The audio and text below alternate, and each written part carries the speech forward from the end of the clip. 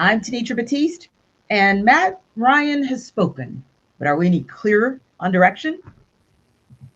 It's Matt Ryan era part 2 in Atlanta, and I actually think it's going to be a really good one. I'm Aaron Freeman. Now that the first coaching domino has fallen, I can't wait to see how the rest fall.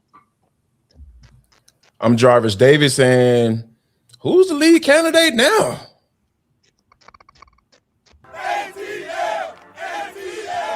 Rise up, A-Town. It's the Falcons squad. Everything Atlanta Falcons every week. Breaking down all the big hits and game-changing plays from the ATL. The way only the Locked On Podcast Network can. Straight from the ATL, the Falcons Squad Show starts now. Welcome to the Falcons Squad Show, your home for the best Atlanta Falcons football talk. I'm your host, Tenitra Batiste. Alongside me are Locked On Falcons host Aaron Freeman, Locked On analyst Jarvis Davis, and 11 Alive anchor Maria Martin. The Squad Show is part of the Locked On Podcast Network, now the #1 sports podcast network. And today's episode is sponsored by Prize Picks. Download the Prize Picks app today and use code LOCKEDONNFL to get $50 in lineups. So we've had our conversations here and there about that head coaching position, but if you're an aspiring GM, is this an attractive job for you as well? We'll talk about that. And now it seems one of the most sought after head coaching opportunities or head coaching possibilities is a done deal. But were you ever really interested in him coming down here? We'll talk about that as well. And one coordinator, the Falcons are good to go with him moving on. Are you good with that? While the other, maybe they look to retain. Good with that too? We'll discuss. But first things first, let's talk about Matt Ryan. He, of course, had his introductory press conference earlier this week. The new president of football for the Falcons was very clear about allowing the head coach and general manager to do their job. So, Jarvis, with that in mind, do you feel that you have a clearer picture of the org structure given a seemingly hands-off approach to oversight of the head coach and GM? Yeah, I mean, I think it's pretty clear. Because for me, the one thing, being in the room and just listening to Matt and kind of paying attention to some of his mannerisms, it seems like he kind of deferred a lot to Arthur Blank when it came to certain questioning, and then he even threw it to Greg Beatles when it comes to like the interview process and something like that. So I really feel like Matt is just kind of going to be a helper outer. I hate to kind of minimize it like that, but it just seems like he's going to be a guy to kind of make sure everyone is doing what they're supposed to do. And, I don't necessarily have an issue with that. You just got to get this head coach and general manager hire right. Yeah. And when you look at it, Maria, from the perspective of the way that Matt kind of positioned him, allowing the head coach, him allowing the GM to do their jobs as his philosophy or his approach as the president of football, do you feel that that gives you any clearer picture of kind of the org structure and his approach to oversight, really not just over those two roles of kind of, but the umbrella that falls under him overall? I do. And I want Falcons fans to keep one thing in mind. So the president of football is a brand new role, right? As we know, for this Falcons organization. So it's going to take some time to really define exactly what that means. They've defined the important stuff, at least in my opinion. They've defined the fact that Matt Ryan's going to be leading the search on the general manager and head coaching positions. Greg Beatles even said Matt is the one orchestrating these interviews in the room. So they were not shy about that. And they made sure it was very clear that Matt is the one leading the charge on this. I think when Jarvis is talking about Matt deferring to these guys, I want to give him a little bit of grace just because he's really only been in that role for less than a week. And so for somebody who's doing this for the first time ever, there's going to be some instances of, wait, is this what's happening? But that'll all get sorted out, I think, especially as we get ramped up towards the thicker part of the offseason for the Falcons. Because one thing I know about Matt Ryan, and I think all of us too know this on this podcast, is that he's an incredibly intelligent human being. And they would not put him in this position or give him this much power in the front office if they didn't believe that he could make the right decisions. And one thing about Matt, too, that I want to just emphasize is that he is going to make hard decisions. I think that's something that this Falcons organization's been lacking for a really long time. And Matt's one of the people that is just the nicest guy ever, but not afraid to make the changes necessary or the demands necessary to get this organization to where they want to go. He understands how close it feels to be to a Lombardi trophy. This organization isn't in that position, right? Those years when Matt Ryan had this thing rolling and they were Super Bowl contenders, they are not in the same breadth of that sentence. So he wants to get back to that. He's very clear on that. And so I think just in the coming weeks, you're really going to see that president of football role defined even more. But I think just because Matt hasn't done this before doesn't mean he won't be great at this process. And this is not me defending Matt Ryan. He actually made a really good point to me when I said, why would you be intrigued in something you've never done before? And he said, everyone's a first-time head coach for the first time at some point in your career. Everyone's a first-time GM for the first time at some point in their career. So I think him leaning on other people is not a bad thing, especially when you're doing it for the first time. Everybody admitting that you don't know something is the smartest move you could ever do. And so I think you're going to hear that from Matt. I don't think it should signal, a red flag by any means. I think it just means he's figuring things out. And I have a lot of faith that they will actually get this thing right. Yeah. And for you, Aaron, do you feel that you have a clearer picture of the org structure, given a seemingly hands-off approach to the head coach, the GM doing their jobs, according to Matt Ryan? Yeah, I think so. I think when this role of the president of football was first sort of floated out there, you were comparing it to some other teams like the Jaguars with Tony Baselli being the executive vice president of something operations. I don't know. Chris Spielman in Detroit being like the assistant advisor consultant to the CEO. Again, they all have fancy titles. None of them are as fancy as being the president of football, of all of football in all of the planet. But I do think it does feel like with a lot of those guys, they were part of coaching searches, like with Spielman and in Detroit, like he was part of that search to bring guys like Dan Campbell and Brad Holmes into the building. Tony Baselli was hired after the Jaguars hired Liam Cohen last year, but he was part of the process to get James Gladstone in the building. And it feels like that's kind of what the Falcons are going for, where those guys, Spielman and Baselli, help get the right people in the building and then kind of take a step back and then kind of just like, I'm here if you need me type of roles and whatnot in terms of not necessarily being that active day-to-day manager and whatnot. And it does feel like that's kind of the vision for what Matt Ryan is going to be. And based off of the commentary on Tuesday, it does feel like that's the path that the Falcons are going on. And so I think really, as others have said, it's really about getting the right people in the building to do the day-to-day jobs to get this team back to being successful, and then helping out wherever you need, providing that support. And then obviously, being a part of the sort of accountability that when, if the Falcons don't have the success that they are looking for, Arthur Blank, the first person he's going to go to is like, Matt, what's going on? And then Matt Ryan can be that sort of voice to be like, no, we need to stay the course. These guys are the right people. We need to be a little bit more patient, or, maybe we need to make a change. Yeah. And Jarvis, Matt also said about Michael Penix Jr., quote, "I love Mike. We want what's best for our players. My view it is everyone here is supporting the players on the field. He's in a good mental space and is doing exactly what he should be doing right now." So does that sound like Ryan's a believer in Michael Penix Jr., or is this going to be a bit of a prove-it year once Penix returns for Penix before Matt's willing to maybe anoint him as a franchise QB?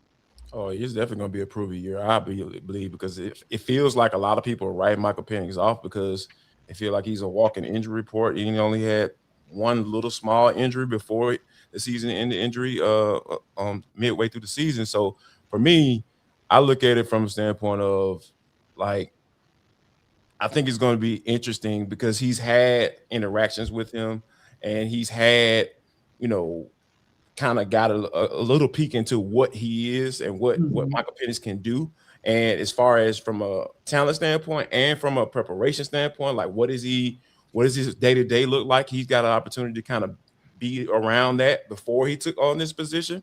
So I really feel like this is going to be very interesting to see what Michael Penix does going forward, what the rehab looks like, how quickly he comes back, how many opportunities he get to be the starter, who are they gonna bring in, because that's gonna matter as well. Who are they gonna bring in as the quarterback or bridge quarterback or whatever, quarterback, whatever you want to put the label on, and see what potentially this team can do going well into the future.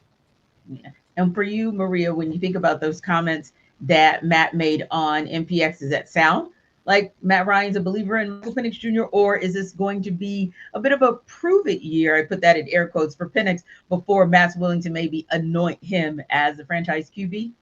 Yeah, I mean, I'm 100% with Jarvis here. This is absolutely a prove it year for Michael Penix Jr. And it's unfortunate, when we were sitting here a couple of years ago and Mike was drafted. First of all, we were all in shock because of the scenario with Kirk Cousins there. But second of all, we also all believed that Michael Penix Jr. was going to save this franchise and he was going to be the future. And I say that in past tense because I think it's a really uphill battle for Mike to climb at this point. I hope he overcomes it and proves some people wrong, but yet another season-ending injury. It's ultimately what had a lot of people looking at this front office and saying something went wrong along the way. And you can't predict injuries. Obviously, he had a decorated past with injuries, and you wish that would never happen. You took on that risk whenever you drafted him as high as you did in the first round. Mm-hmm. And, Matt illustrating that his rehab process is going well is great, but the new general manager and new head coach have no allegiance to Michael Penix Jr. whatsoever.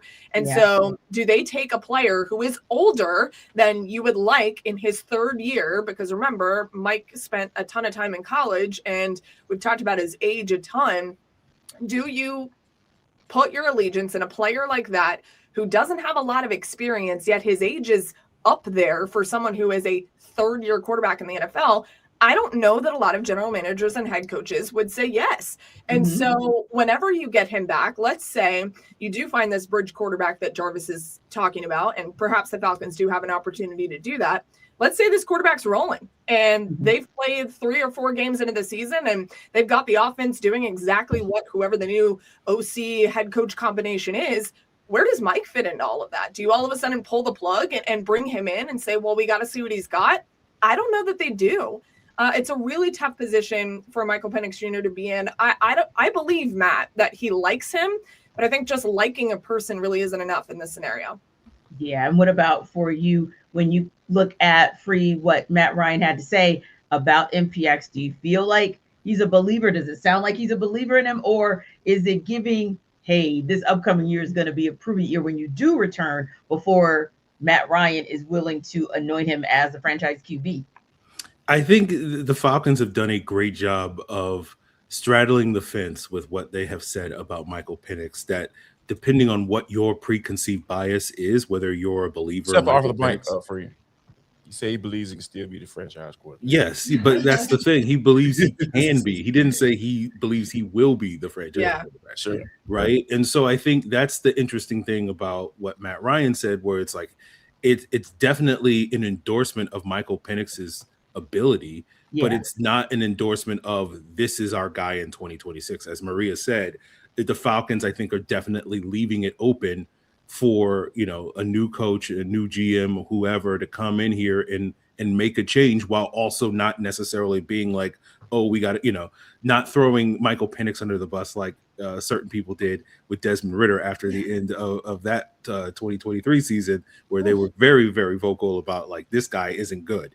And I think the Falcons have done a really good job of basically, on one hand, saying we love Mike and sort of giving him an endorsement of like, we believe in him. But at the same time, no one has said he is going to be our quarterback in 2026. Yeah. And I think that's really where the Falcons are, again, maybe I'm too cynical when it comes to this stuff, but I think the Falcons are doing a good job of playing the PR game of just, you can talk out of both sides, where it's just like, yeah, we love Mike. What about Mike in 2026? Huh? What are you talking about? Like, no, we love him. Yes, we love him. We said we love him, right? Yeah. So it's it's like, you're dating somebody and it's like, are we going to get married? I love you. Are we going to get married? I love you. That's not saying yes to the proposal. So it's like, that's kind of what I think the Falcons are doing. Let me think about it. Yeah. Oh, wow. I don't think, Free, have I ever heard you give a relational analogy? I guess Jarvis is rubbing off on you. Yeah. Unfortunately, yes, he is. That's a good thing, Free. Come on now. I need a little more confidence than that. It sounds like you guys are speaking from experience, but I don't even want to go down that rabbit Yeah, hole. right. We go down that road. Yeah. Any points. Giving. I promise you, Jarvis was never putting himself out there. You know what I mean? I'm a player. Oh, I was a player. Sorry. Excuse me. I was like, wait, where's your wife? Do you want me to get out of this segment now before? Right.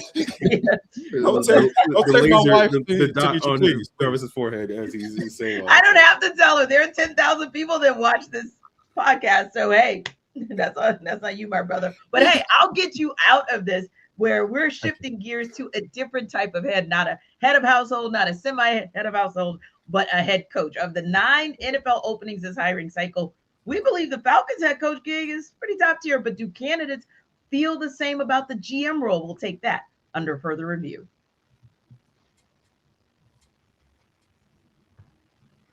This episode of our Falcon Squad Show is brought to you by Quo. New year, new systems. This is the time when a lot of us look at the messier parts of how we run our business and think there has to be a better way. And there is. Streamlining your communications is one of the quickest upgrades you can make. That's why today's episode is brought to you by Quo, spelled Q-U-O, the smarter way to run your business communications. Now, your team is reachable, organized, and communicating in one place. But when they are, you're not just working cleaner, you're creating more opportunities to connect with customers. And you're going to love how simple Quo makes everything. Your whole team can call and text from one shared business number so nothing gets missed. And everyone sees the full conversation thread, which makes replies faster and more personal. It's no surprise. Quo is the #1 rated business phone system on G2, trusted by more than 90,000 businesses, from solo operators to growing teams. So make this the year where no opportunity and no customer slips away. Try Quo for free. Plus, get 20% off your first 6 months when you go to quo.com/lockedonnfl. That's QUO.com/lockedonnfl. Quo, no missed calls, no missed customers. This episode of our Falcon Squad Show is also brought to you by Ultimate QB, guys. The draft picks positions are set, and so many teams are looking for their franchise QB.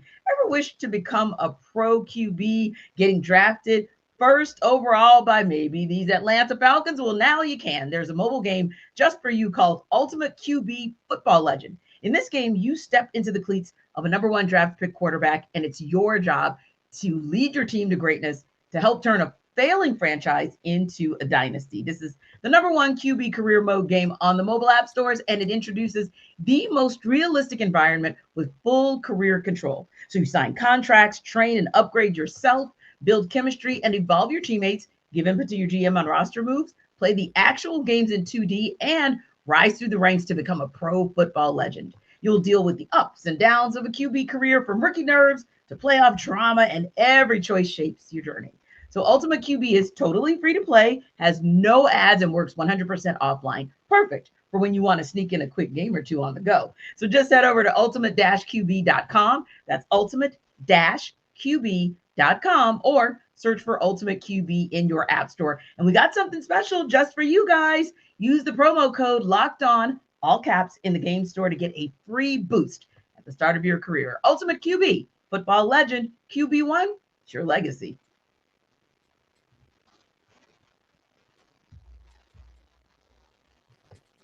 Thank you for making the Falcon Squad Show your first listen of the day. And thank you for making Locked On the #1 sports podcast network. So, Maria, we've had conversations here and there about the head coach position being one of the most attractive jobs amongst NFL teams looking for a new head coach. But if you're an aspiring GM, is the Falcons opening an attractive job now that Matt Ryan is in place as president of football? Yeah, I mean, I think if you're a first-time general manager, there's definitely a lot of upside. Not to say that if you're not, there isn't. I just think there are some things that would give someone pause if they've already done this before. Number one, Matt Ryan in this new role that we just spent the last segment illustrating all of the concerns would be he's never done this before. However, you can see that as an opportunity. If you're a general manager and you've done this before, you might have a more collaborative outlook on this with Matt Ryan. And then some of the things that we've already talked about give future general managers maybe some pause. The quarterback situation, there is pressure to figure that out. There's pressure like that everywhere in the National Football League, but especially in this team where you're going to have to be kind of creative to figure out what exactly you're going to do at that position. Whether or not Michael Penix Jr. works out or not, we talked about that before. Also, the fact that they just have a lack of draft capital really will concern a lot of candidates. Now, again, if you are a first-time general manager, you're open to any and every opportunity. And I think one thing that's always been very attractive about the Falcons, and this is not an outlier for this year, you have an owner who financially is willing to put forth anything and everything to make things work, make situations work, whether it be salaries for the front office or what have you.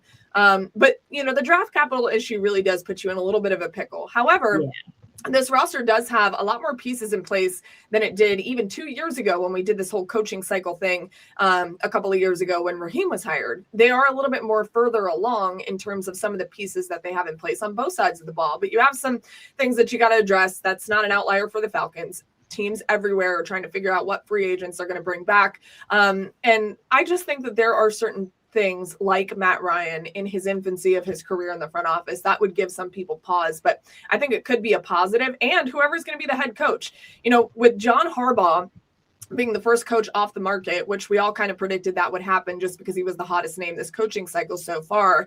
He wanted, I'm sure, to have a lot of say in whoever the general manager is. But going forward, that's not going to necessarily be the case for every coach out there. So, yes, I think this is an attractive opening for both general manager and head coach, but I understand the pause it may give some people on the general manager side of things. Yeah, I think that's a great point that you make. And for you, Free, when you kind of think about some of the points that Maria laid out, just in terms of whether you are an experienced GM or whether you are someone who's going into that role for the first time, that could also dictate if this is an attractive job for you. But for that aspiring GM, is the Falcons opening an attractive job with Matt Ryan in place as president of football? Yeah, I think it is. I think when it comes to the general manager job, this is even more so than a head coaching job. It's one of that statement of, it's one of 32. There's only 32 jobs of this. And so that makes it coveted. And especially with the GM job, where rarely do you see retread GMs, right? There are a couple of guys that are floating out there. But when you're a general manager, you're really only going to, excuse me, usually you're only going to get one shot. Yeah. And usually, when you think about recent history, when you think about some of the GMs that have gotten a second opportunity, whether it was John Dorsey leaving Kansas City to go to Cleveland or Dave Gettleman leaving Carolina to go to the Giants, it doesn't usually work out the second time very often. And so you as a general manager can only really count on, I get one shot at this. And so any opportunity that comes along, I got to take that opportunity when it comes for me. With the head coach, I think you can generally be, relatively speaking, a little bit more choosy about where you want to go because, the cord is good. The leash on the coach is going to be a lot shorter than it is on the general manager. And so, you could have a situation like Raheem Morris where you get an opportunity early in your career and then you have to wait, 15 years or whatever it was to get really another opportunity there at that position. So it pays to be a little bit choosier rather than jumping headlong into that situation for a head coach than it is for a general manager. But all that to say, I do think, the nature of the position makes it where, yes, you'll take it if you're the general manager for the Atlanta Falcons. But I do think there's a lot of things to like about Atlanta. There's certainly a lot of question marks, as Maria laid out, with what's their cap situation, what their draft capital situation is. You got some, big name players that you're going to probably have to come into the building and pay a lot of money to on contract extensions like Drake London and Bijan Robinson. I don't think there's going to be too many GM candidates that are like, I don't want to do that. But I do think there is going to be some hoops that you are going to have to jump through, some things that you're going to have to navigate coming into this building. And so it's not going to be an easy task, especially if there is a mandate from the top down of the organization, from ownership, that I need you to win the NFC South right away. That is going to be a challenge, but I think that just comes with the territory of being a GM. You kind of have to juggle very different things at the same time and still try to make it work. But I do think even though those issues exist, it still should be a coveted job. Indeed. And when you look at it from the perspective, Jarvis, of not just the GM role, but this is more for maybe that person who's an aspiring GM, that candidate who's an aspiring GM looking to maybe kind of make a splash or make their impact as a first-time GM, is this an opening that's attractive to them? To be honest with you, it's kind of like what Aaron said when you talk about, like, it's only 32 of these bad boys, and when you get the opportunity to get them, you gotta almost have to jump at it, because, like you said, you point to Thomas Dimitroff as a prime example of you don't get another shot. He's just gone off into oblivion and just disappeared, and I think he's consulting with the Saints now. So. And waiting for Mickey Loomis to pass away because he's gonna keep that job for a lifetime, seemingly. But I think right now, when you look at the situation and how the league views it, right? Let's talk about that. The league looks at this position as a secondary type position, because they look at Matt Ryan as being the boss, essentially. So if, let's just say, Ian Cunningham wanted to interview for this job, or they wanted to interview for a general manager position, that's why I feel like there was a little finessing going on here, because the Bears can block Ian Cunningham from interviewing for a GM spot, but they couldn't block him for interviewing for a president of football spot. That's why you said that Ian Cunningham has been interviewed for a president of football. So when you think about from how the league views it, I'm sure a veteran GM or a guy who's been a GM before, or assistant general manager, they have to kind of look at that situation and say, okay, if the league looked at it this way, I'm going to have some questions when we get into this interview process. So I think it'll be very interesting to see who they hire.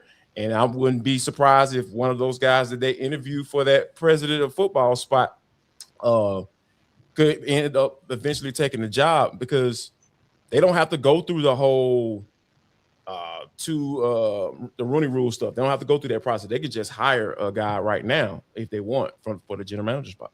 Yeah, and Matt Ryan also said on the qualities he wants in the next head coach, quote, "You have to be able to command the respect of your players. That doesn't mean you've got to be the most vocal or the best in a press conference. It just means you have to be able to connect." I view it from the lens of what I always needed from coaches and from some of the best I've been around. So he's talked about the qualities he wants to see in a head coach. Are you aligned with those? What qualities do you want to see in the next head coach of the Falcons? I'm going to let Jarvis go ahead, because that face was, I can't ignore that. I just have one question, and I'll let Maria go. Was that shade towards Raheem Morris? I'm just asking. When the press conference, you know what I'm saying? I mean, I'm going to go Chris Brown with it. Just a little pium-pium. Just a little pium-pium. No. Real talk. I can't see Matt Ryan throwing shade at Raheem Morris. No, I think his level of respect for Ra is probably a little too much. Two things can be true. Like, you can not throw Raheem Morris under the bus, but at the same token, be uplifting some of your other coaches that you felt kind of fit the bill a little bit more in what is needed now versus maybe what was needed when Ra was around, when you were around. So I'm going to go with no. I don't think two is throwing shade, but let's see what Maria says about the qualities that she wants to see. Or if you thought he was throwing shade, Maria, disagree with me and say so. Yeah, no, Tia, I'm with you 100%. I just, I think all of us have been around Matt for a long time, and he's not the shade throwing guy. And I don't think he's ever going to be like that. He always kind of just says it like it is, which is honestly really refreshing. There has been a lot of times, and I know people are saying, oh, he's dancing around certain things in the opening press conference. I mean, there's not much to talk about aside from what's your role and what's it going to look like when you hire the GM and head coach. Let's see what happens and maybe criticize him a little bit more once he starts talking about specifics within the organization. Yeah. Matt's not a BSer. He's not going to go out there and give you what we've had in years past, where it's saying a whole lot of words and saying nothing at all. And, Matt will do that to some degree. I think every executive in the NFL knows how to do that and gets better at it with time. It's protection of your organization and all those things. We understand that part of the game. But I think for Matt, him saying what he wants in a general manager and head coach, I'm on board with. For me, I said BSer. I don't want a coach that's full of BS at all. Like, I need someone that is very direct. I need someone that's going to tell you like it is. I need someone that wants to connect with the players in a certain way that, you know, Raheem is one of the most personable human beings I've ever met. He's very likable. He's a great guy. We all love being around him. And there were a lot of times, especially towards the end of the season, where people questioned, does he really command the respect of his players? And I have no doubt that players really love Raheem Morris and they think very highly of him. However, visually, it's a little bit differently when you see what goes down on the sidelines sometimes. You don't want to see some of that ever again. You want players to be locked in. You want players. I know what you're doing, Jarvis. I didn't say that. You want players. I was wondering what was going on. I'm like, what is Jarvis? I know exactly what he's doing. If you want me to tell you, it's because he's saying Raheem was always looking at the Halo board. So, you know, for me, that never got on my nerves, but it was something that everyone always seemed to point out. Like people who didn't like Raheem Morris. Well, that's like it, yeah. And if you didn't want people to look at the Halo board, why'd you build don't it? have a daggone Right. That's so Exactly. nitpicky to me. I think that was just like the least of everyone's worries. Right. If you're worried about someone looking at a Halo board, don't look at it yourself, guys. Just It's don't, huge. yeah. It's in the middle of the field. There's So reviews big. on the Like, Halo board. what else would you look at? Yeah, no, it's insane. That's an insane thought process. I'm with you. But no, I mean, I just want someone that commands respect of everybody in the room. So, you know, not just players, but people in the front office as well, telling you exactly what your expectations are. And I think going back to when Arthur Blank talked to us last week, and he said one of the most surprising findings of this outside group that came in to assess the temperature of the organization was that there is no clear vision for the future of the franchise. Bro, that's really bad. Like if you're finding that out and you didn't already know that, that's bad. That's shocking though. Were you shocked though, Maria? I'm not shocked, but to have that be said out loud, and that's the thing that this group found, that's really bad. Whether it's in the NFL or within your company, whatever the case may be, you've got to have a clear vision for the future. And so for me, it's someone that's going to walk in there day one. They're all going to say, our goal is to win a Super Bowl, or blah, blah, blah. Yes, we know all of those things. How are you going to do it? And laying out a plan, that's important for me. Yeah, and I think too, Maria, and free Jarvis weigh in here as well. But I think that clear vision piece is so important because then that's something that, and I know we're just media versus say players, other coaches, front office, etc. But you lay that out and then there is a clear path to where you want to get. So yeah, head coaches are going to come to the podium saying they want to end the playoff drought. They want to go deep in the postseason. They want to ultimately win a Super Bowl, but give some type of blueprint on how you plan to get there. And that way, at least everyone understands from the beginning, this is this coach's philosophy on how to actually win, not just what to win and that you want to win, but how. But for you, Free, what is maybe a top quality that you're looking for in that next head coach for the Falcons, considering some of the things that Matt laid out? Yeah, I think you nailed it there, T, where it's having that vision. It did feel like to me from the jump when Arthur Smith and Terry Fontenot got to Atlanta, they were just kind of making it up as they went along. It was like, oh, we're going to win with Matt Ryan. And then it's like, well, we're not going to win with Matt Ryan. Then we're going to win with Deshaun Watson. It's like, oh, we're not going to win with Deshaun Watson. And now we're going to win with Marcus Mariota. You can just kind of see the musical chairs that the Falcons played at the quarterback position over the last 5 years as sort of a symptom, let's say, of the lack of vision for this team, where it's just like, this guy's going to come in and save us. And it's like, okay, well, maybe he's not, but the next guy is definitely going to do it. And so I think that's going to be a big part of it, where the next coach, if he has a vision and a plan of attack, and again, you always have to be able to pivot and adjust in the league. But if he has a plan and a vision for, particularly at the quarterback, to really stabilize that position, I think that will go a long way in my eyes. And for me, it's pretty simple with me. I want to have a head coach in here where I know for a fact going into that game that he's going to have some type of advantage, whether it be on the offensive side of the football, the defensive side of the football, or when it comes to clock management. I just want to have an advantage.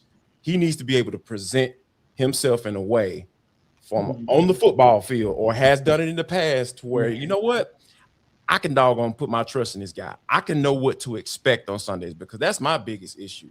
You don't know what to expect with this team, or you did it for the past 8 years, especially on the Arthur Smith and Ryan Morris as well. Those guys can play like world beaters one Sunday, and then next Sunday can get their butts, the doors blown off by the doggone Carolina Panthers. Like, what in the world is going on? So I'm looking for a guy that I know, based off of the precedent he's set from being a head coach or OC, or the personality that he has, that he has an advantage going into each and every Sunday. Yeah. Now, one top tier head coach candidate who I know has a true and known philosophy is off the market, but was he the one that got away for the Falcons? We'll unpack that in Next Up.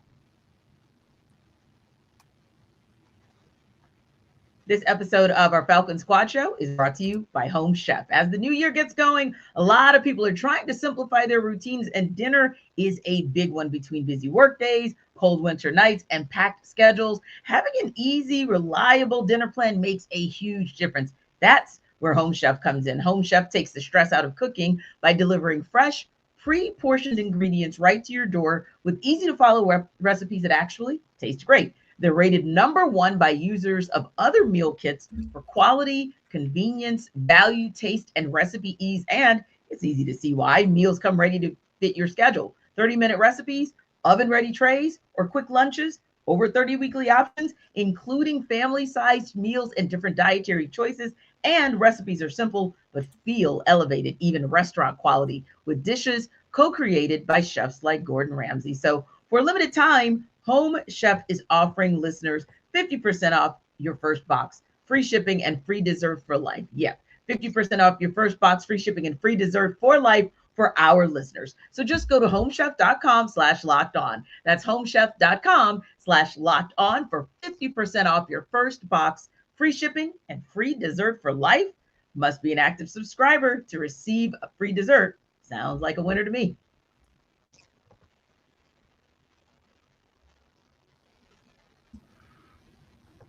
So multiple reports, Free, are saying that John Harbaugh is off the market. He is expected to officially announce, they are expected to officially announce that he'll be taking over as the head coach for the New York Giants. Bless his heart and good luck, sir.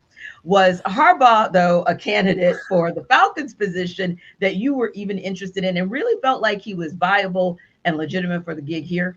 Of course not, T. You know, we didn't want anything to do with John Harbaugh. I've seen that sentiment come out so much over the last 12 hours, where it's like, well, we didn't want Harbaugh anyway. It's like, okay, calm down, guys. Of course. Yeah. All right. Again. You know, it's always when you get spurned and you're like, well, you know, I don't like that person anyway, so who cares? Another relationship reference. Aaron, are you trying to tell us something subliminally? Continue. I don't know what you're getting into this weekend, Free. Tonight, after the show, ... Sorry, Free. I do have a birthday coming up, so maybe things are good. We'll check in with you next week, and the Chronicles of Aaron's relationship update will happen next Thursday. I got things on my mind, guys. No, I think I think Harbaugh was certainly a coach that gives you credibility. Again, that's the whole thing with the whole Giants thing, where it's just like that's been an organization that has not been credible for the last basically however long it's been since Tom Coughlin was there and was winning games for that team, and they've really struggled with that. And so Harbaugh gives you an air of credibility, and that's really what the Falcons were potentially seeking with hiring someone like a John Harbaugh. Should he had come here to Atlanta, you get an air of credibility with that, some air of stability given his success over the last 2 decades. So obviously there is something that is intriguing about that. But certainly, in terms of like him being like the perfect candidate or anything like that, all these coaches have flaws. All these coaches have issues that they're going to have to overcome. There is no sort of perfect coach. And it's just one of those things where I think Harbaugh would have been an intriguing name in a lot of eyes. That gives you a lot of credibility, gives you potential stability given his success. But obviously, I think there are alternative options that also could bring some of that credibility, maybe not to the same degree that Harbaugh brings to the table for the Falcons as they pivot to their plan B. But yeah, he was certainly a coach I was interested in. It wasn't necessarily a point for me personally where it was like, he's definitely number one in the running, But it is one of those things where it's hard to look at his record of success, his consistency, his stability over the last 18 years and not be intrigued about what that could do for the Atlanta Falcons. Yeah, and Jarvis, I think Aaron makes some great points about legitimacy, right?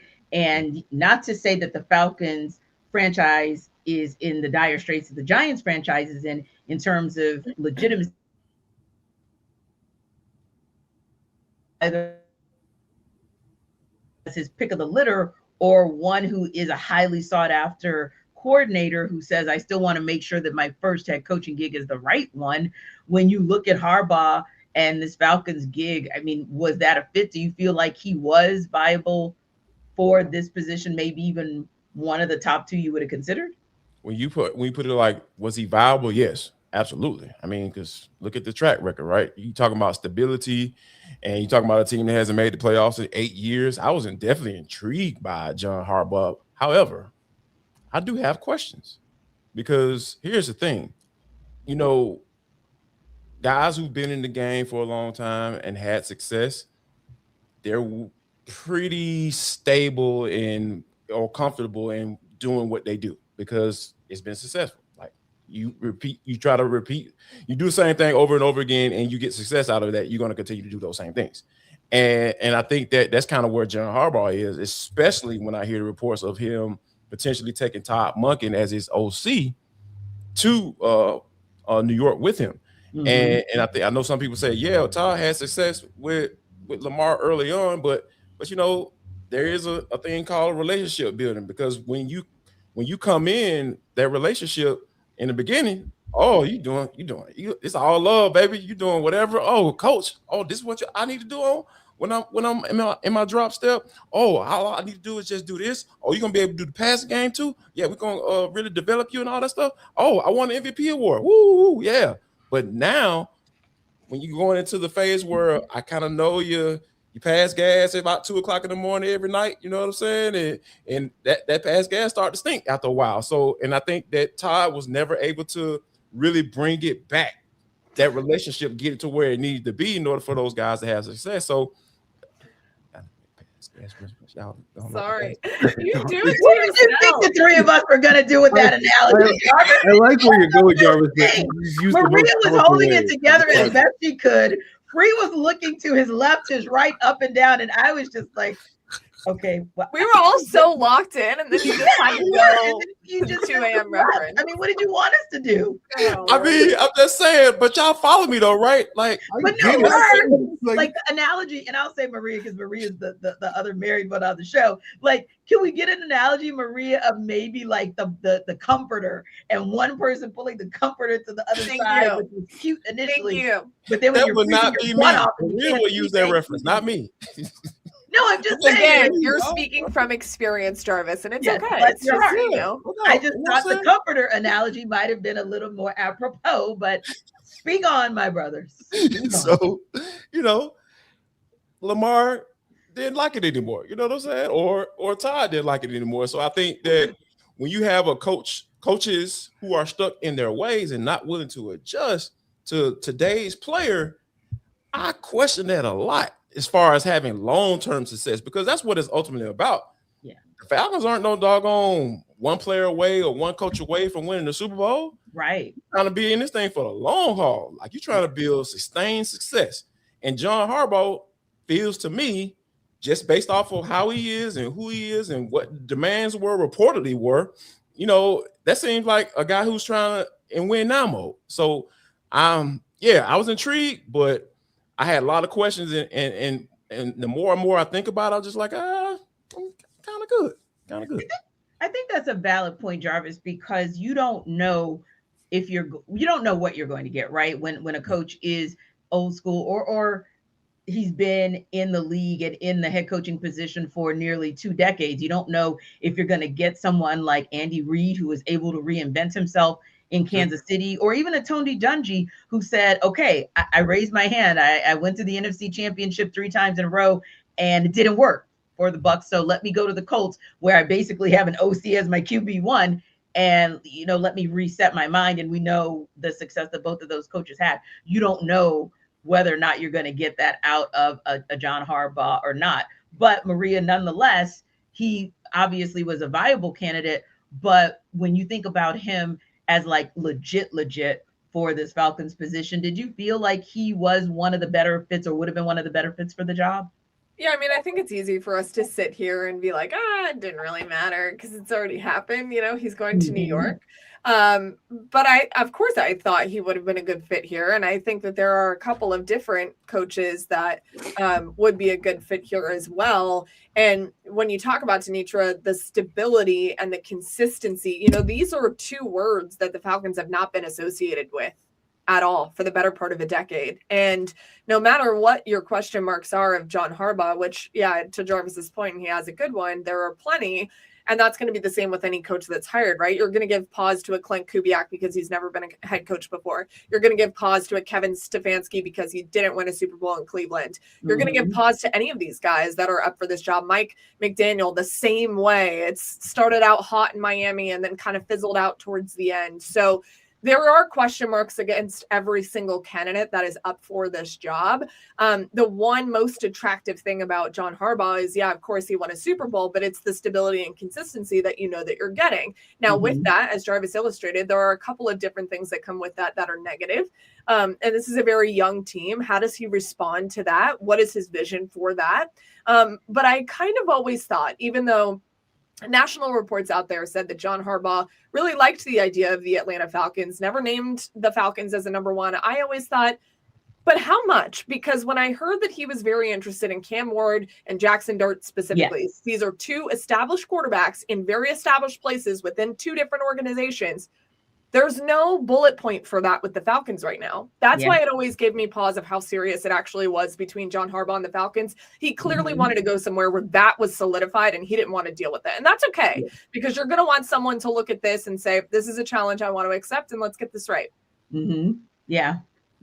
And when you think about it from that perspective, Maria, certainly it's something to where, hey, John Harbaugh, sure, he could have been viable. You're not quite sure kind of what that would have looked like for the Falcons, but hey, we'll never know because it looks like he is headed up top. But there's another veteran head coach out there who might be viable for this team and a couple of newbies as well. We'll talk about that next up.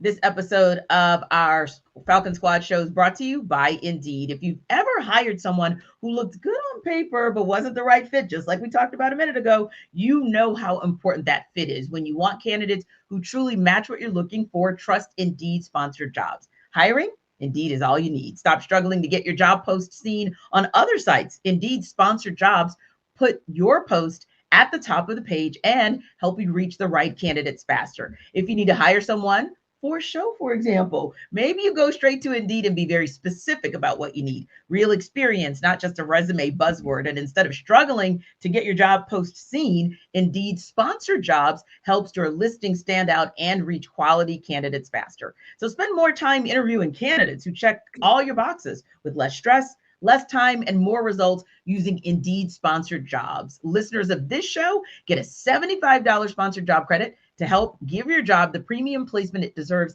at Indeed.com/LockedOnNFL. Just go to Indeed.com/LockedOnNFL right now and support the show by saying you heard about Indeed on this Falcon Squad Show podcast. Now, terms and conditions do apply, but if you're hiring, do it the right way with Indeed.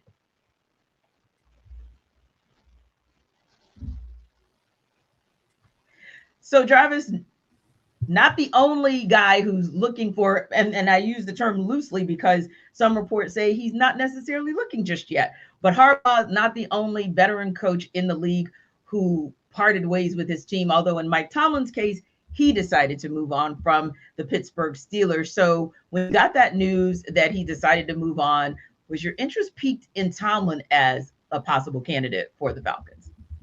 Sure. I mean, let me rephrase it, Jarvis, because yes is the obvious answer, but dig deeper with that one. The same way we did with Harbaugh. Like, yes, he's viable because he's Mike Tomlin, Super Bowl winning coach Mike Tomlin, but the fit, like, was your interest intrigued, or were you intrigued or your interest piqued because you felt like he was could truly be a fit for the Falcons? when you put it that way, you talk about fit. I would have had a lot of questions because who's gonna be your OC? No, it's not gonna be Arthur Smith. The hell, no, he's not walking back into that building. So what young, hot offensive coordinator guy who is amazing at calling plays and amazing at developing quarterbacks are you going to bring in with you? That would have been my first question. What type of staff are you going to be able to bring in? Because I really feel like these guys, it would have been a super, super, super, super safe hire. Because if you hire a guy like Tomlin, or you have a conversation with a guy like Tomlin and you bring him in, of course the floor is raised, right? Yeah. He never had a losing season. You know what I'm saying? So and he's a two-time Super Bowl winning coach.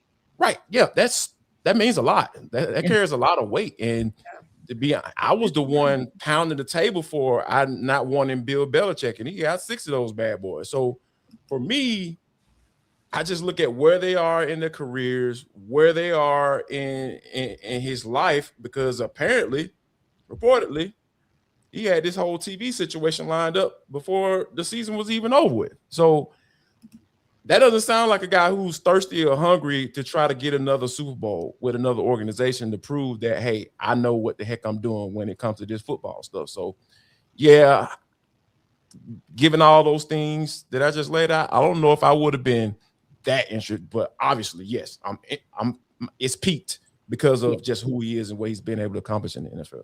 Exactly. So yeah, Maria, just from a fit perspective, because obviously the resume for Mike Tomlin speaks for itself, but a fit is a totally different thing versus just what's on paper.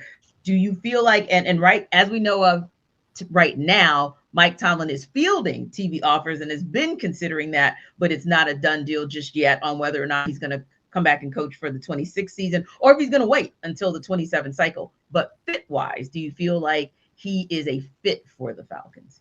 I mean, fit in terms of winning culture, sure, but I don't know if he's necessarily the best answer for what the Falcons are looking for. Because remember, too, when Bill Belichick was the front runner of the Falcons coaching cycle 2 years ago, the biggest question mark around Bill is not the fact that he got all these Lombardi trophies, as Jarvis mentioned, and not the fact that he won a lot of football games. It's how long would he be the head coach of the Falcons? Yeah. And for a team that's had so much turnover, I mean, we're looking at, 4 new coaches in the better part of a decade?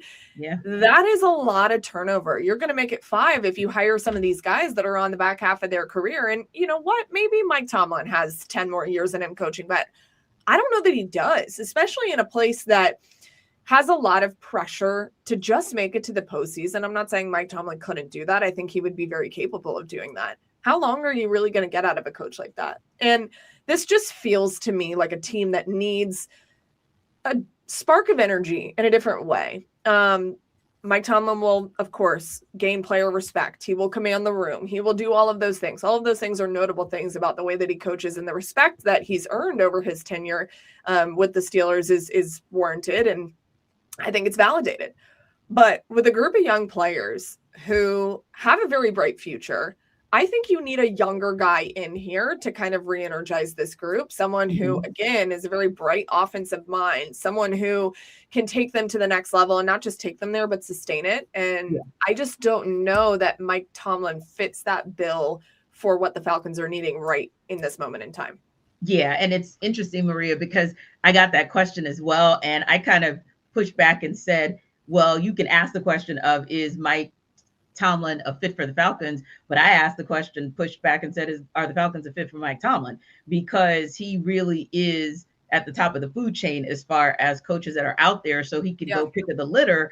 And I figured, as fit goes, thinking even back to the Andy Reid example, if you will, like Mike Tomlin can pick an organization that is a player or two away, the way Kansas City was when Andy Reid got there. So I think that fit kind of goes both ways. And to your point, I don't know that my answer to the question was ultimately no, because I feel like the fit for the Falcons is probably a guy who's extremely offensive minded, and that would not be Mike Tomlin. I just think that there might be a different place that is not just a better fit for him, but there's probably a better candidate out there for the Falcons. And what for you, Free, when you look at Mike Tomlin as one of those most viable candidates out there, great about the viability because of all the success, not just over the 2 decades with the Steelers, but even the success that got him to that position with the Steelers.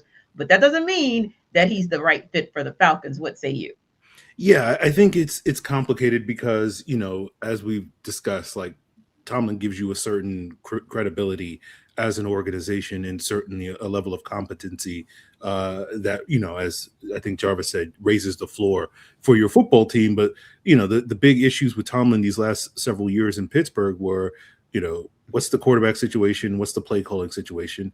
And the choices that the Steelers had kind of made over the last 5 or so years in that regard were highly questionable at that point. And because it's the Steelers and they've basically had one of the best defenses for, 50 years, it seems like, in the NFL, they were able to sort of navigate that situation pretty well and consistently win. You're not necessarily, as we look at this Falcons defense, we think the arrow is pointing up, but they're not at a level yet where we can sit there and say like, oh, it's going to be fine because this defense with TJ Watt and Cam Hayward and Joey Porter Jr. and Minkah Fitzpatrick and Jalen Ramsey, et cetera, are going to come to play every single Sunday. And we're going to be able to be a competitive team at this point in time. And so I think from that regard, in terms of what the Falcons are potentially looking for, I think Maria nailed it, where it's just like, maybe you're looking more in the offensive direction. Maybe you're looking at someone who can take what the Falcons currently have and elevate it. And I think that's where you wonder a little bit about Tomlin, where at this stage in his career, particularly these last 5 years in Pittsburgh, it's been more of a maintenance thing for him in terms of his success as opposed to elevating it. And I think that's a big part of why there has been such a clamoring over these last several years in the city of Pittsburgh to move on from Tomlin, because it feels like that team is stagnant. And I don't know if the Falcons should be in a position to hire a coach that has that sort of reputation around him, even though I do think in the right circumstances, Mike Tomlin is more than capable of elevating a team, but you have to sort of check these other boxes that you just don't know at this point with the quarterback, with the play calling, et cetera, that you're going to check at this stage. Yeah, and I'm thinking the same, Free, like at 53, which is amazing to think that Mike Tomlin is only 53. Like there's still so much opportunity for him that probably fits him better than what the Falcons bring. Even like you said, we're thinking about the offensive side, but you make a great point about the defensive side of the ball as well and what he's had at his fingertips. And, I'll say this and then move on. I think too, fit may be a question in terms of the front office, because there are definitely questions about the Steelers front office. And there may be a question with Mike Tomlin on just wanting more stability in a front office, which is more the situation that, as I go back to my analogy about Andy Reid, that he walked into, as well as Tony Dungy walked into with the Colts all those years ago as well. But real quick, there is a report, or an announcement rather, that the Falcons made, Jarvis, that they interviewed Green Bay Packers defensive coordinator Jeff Hafley for the head coach position. What do you think about him as a legit candidate to take over for the Falcons? No, I'm super big on, and this is coming from a former defensive lineman. Like it pains me to say it, but that's where I am right now. I need somebody to come in that can see what they can get out of Michael Penix, because I really feel like it's something there. So the guy that can come in and be the play caller and the head coach of this team, and maybe even hire Jeff Olbrich and let him stick around and continue to build what they got going on in their defense. And then as long as that clock manager's on point, I'm cool, because I was listening to a conversation on the pod probably a couple of weeks ago, and I feel like it was a really good point. When you're the head coach and play caller, you got to worry about nobody coming snagging up your offensive coordinator, because you're the head coach. And I think that if he's able to come in and really maximize that talent that I see in 9, he's gonna be around for at least the next 5 or 6 years, because you get that quarterback right and he's able to push the right buttons and put him in the right scheme for him to have success. That's gonna stabilize this organization for the next 6-7 years. I'm not gonna say they're gonna be around as long as Matt, but you talking about that for the next 5 or 6 years, you're gonna be situated because you got your quarterback right and you got your head coach right. And I think that once you get those two things right, like this organization, the arrow is pointing up. It's going to point up, regardless. Yeah. That's what I saw, Maria, in the wild card game, Green Bay Packers versus the Chicago Bears. And again, we don't know if Matt LaFleur will last longer than a year, but in theory, to Jarvis's point, 2 solid head coaches in Matt LaFleur and Ben Johnson, 2 up-and-coming quarterbacks in Jordan Love and Caleb Williams. And I was like, wow, we're about to watch some pretty good football potentially for another decade if those guys stay healthy, and those coaches keep trending up, especially those offensive-minded coaches. So yeah, Jarvis, you make a great point. Like, Maria, when you look at Green Bay as far as the defensive coordinator in Jeff Hafley, like solid. Obviously, the Green Bay Packers have a solid defense, but how viable of a candidate, or if we're talking fit, which we've been talking most of this afternoon, is he the fit for what the Falcons need? Yeah, I mean, the only thing that Matt Ryan said where I was like, the other day when he was talking to us is when he said, I'm not looking specifically for an offensive-minded coach. I'm looking for best coach available. You have to say those things. I would have been able to follow up on that, Maria. Right, because BPA is like the thorn in Jarvis's side. But go ahead. But, you do have to say those things in the midst of a head coaching search because you are not going to interview every offensive great mind out there, right? And you do have to give these defensive guys an opportunity to sell themselves and bang on the table and say, I am BPA for, just for fun. I'll throw that in there. I am the best player available. I'm the best coach available in this instance. You do have to give them that opportunity. And Hafley's a great example. He will be a great head coach one day. But the trend recently in the NFL, especially those that are lifting the Lombardi Trophy, it's offensive guys. And that's just where it's gone recently in the NFL. And to Jarvis's earlier point, it's not like you're 1 or 2 players away from lifting a Lombardi Trophy, right? But you are 1 or 2 pieces away from really figuring out how to make this offense work the way we know it can. And of course, everyone had high hopes on the Kirk Cousins situation. And the last 4 games of the year that they closed out, I don't want to put that all on Kirk's shoulders and say he was the one that saved this offense. I think there were a couple of pieces at play there. But I do believe that if you get this quarterback situation right, and I still hope it's Mike, but the injury history now has just got me so nervous, and I know it does everybody else. You hope that it's that. But when you've now put your best quarterback, debatably, that's ever worn a Falcons uniform, because I'm talking about longevity. Vic wasn't here as long as Matt was, obviously. But when you put somebody like that in so much charge of what's going on, why wouldn't he want to focus on the offensive side of the ball? You know what I mean? That's the only thing that he said where I was like, Matt, I think you're going to lean offense, but that's just me.